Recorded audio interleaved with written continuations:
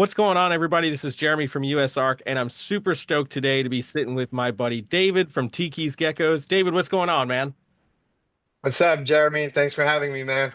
Absolutely, dude. Absolutely. So I can't imagine that people watching the channel don't know who you are. But if people don't know who you are, give us a little bit about what got you started in reptiles. Yeah, so I think like most of us, we just have this fascination with reptiles. We can't really explain it, but that's basically how I started as well. For whatever reason, I was just drawn to these animals at a very early age. My aunt married an American guy that actually bred snakes. He bred boas and Burmese pythons and stuff. And he sent me my first bearded dragon. And as you know, that just started a whole snowball effect that got me into the next thing and the next thing and the next thing. And eventually I thought, oh, I can make this into a business. And it just, took over from there. Heck yeah, man. I dig it. Was there one of those early species that you thought I'm going to work with this like for the rest of my life, kind of like on the same level that you have with the geckos? I've not had one until I, came across the crested geckos and the gargoyle geckos, but I always knew I liked lizards more than snakes. So I always was just drawn to the lizards. I wanted to work with all sorts of lizards. I can't say I just, I can't stick to just one. I always want to have a little bit of everything. Yeah, absolutely, man. I 100% feel that. I'm definitely the opposite. I'm way more of a snake guy than I am a lizard guy.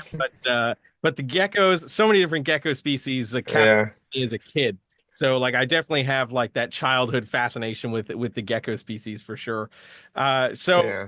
when what was the one gecko that got you like obviously it was the that got you really locked in with Tiki's geckos and kind of forming that. But what was that one gecko that had you just like, oh man, this is it?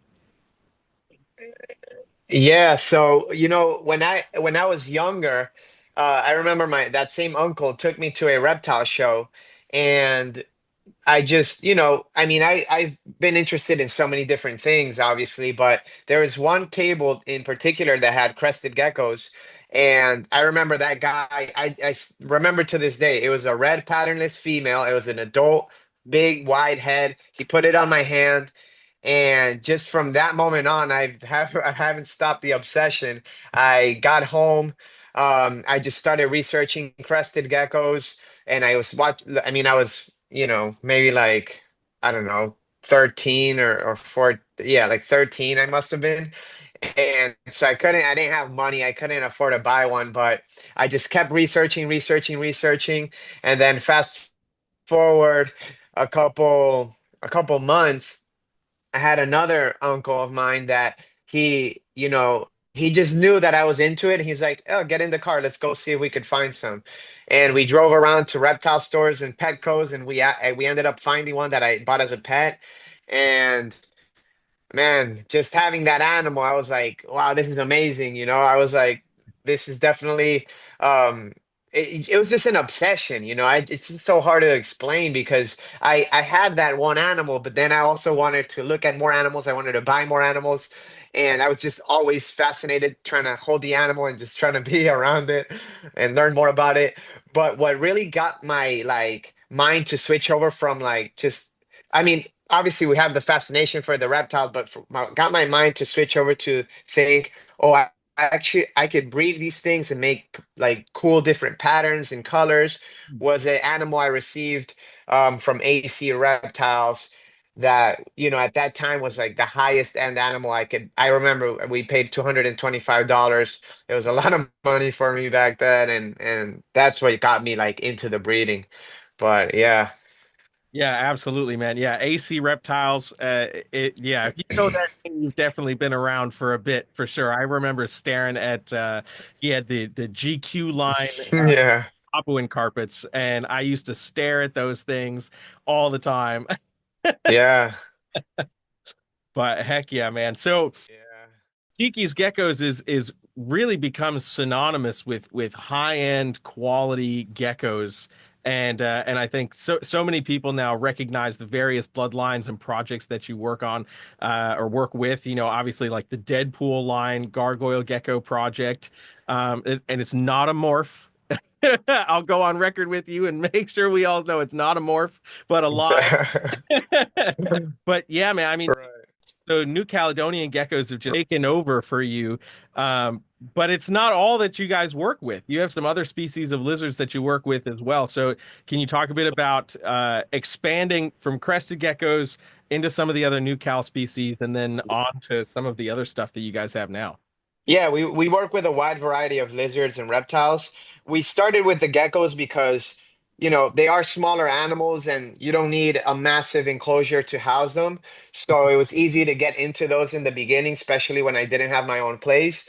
But as I started to kind of like, move up in the world and I bought my own house and all that, more room, nobody could tell me I can't have enough space in my property that I could put outdoor enclosures.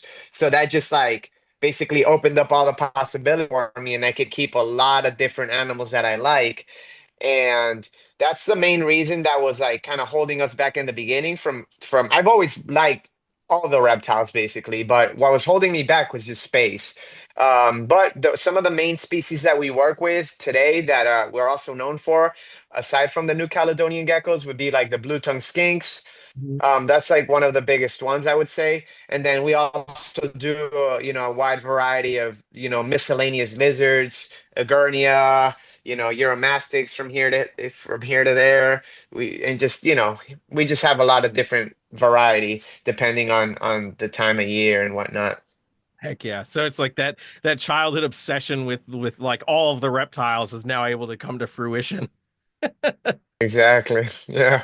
I 100% feel that. I remember when I first was like given a room at my parents' place to start like really growing my collection. I was like, you guys don't know what you've just done, you know? And then going into adulthood, it's just like space means more. Like, Yeah. Yeah. It's the same. It was the same with me, man. I mean, um, my parents were, we converted the garage into a room and we made it a reptile room basically for me. So I don't know what, where I would be if it wasn't for that. And that definitely took me to a different level. yeah, 100%. Having that support is from your parents, especially when we start at a young age, like that's everything. Because I mean, It's everything. I know Yeah. you've heard it a million times over. You get that kid that comes over to your table and that you can tell they're like infatuated. They're so excited. They're like, "Man, my mom won't let me have one," or my dad says no and no lizards or whatever. And it's like, "Dang, man, I wish I just you could have the opportunity, man." Yeah, no, I mean, it happens every reptile show. I just had one this past weekend, and you'll have like an adult ask a question like, "Oh, what is this?" And then you hear some kid in the, next to him just rattling off a scientific name, where it's from, and all these things. And it makes me happy to see that because I remember being that kid, on the other side of the table at once. So, Yeah.